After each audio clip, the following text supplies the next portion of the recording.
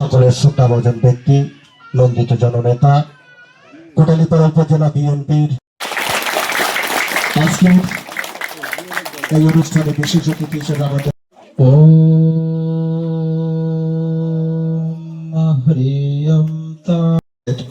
মধ্য দিয়ে বড় করার জন্য ধর্মীয় শিক্ষাটা সকল ধর্মের মানুষ চন্দ্র মল্লিককে ধন্যবাদ জ্ঞাপন করছি।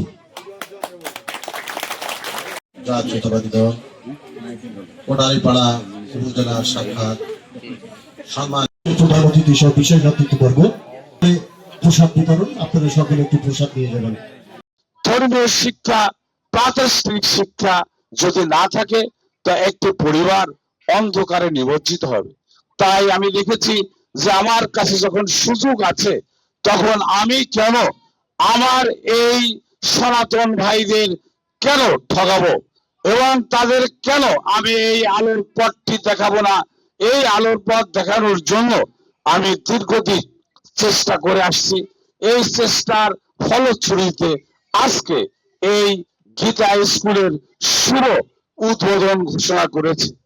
এই গীতা স্কুল দিয়ে আপনি সফলতা অর্জন করতে পারবেন, অর্থাৎ আপনার শিশু আজকে আপনার সম্পদ, আপনার শিশু আজকে জাতির ভবিষ্যৎ।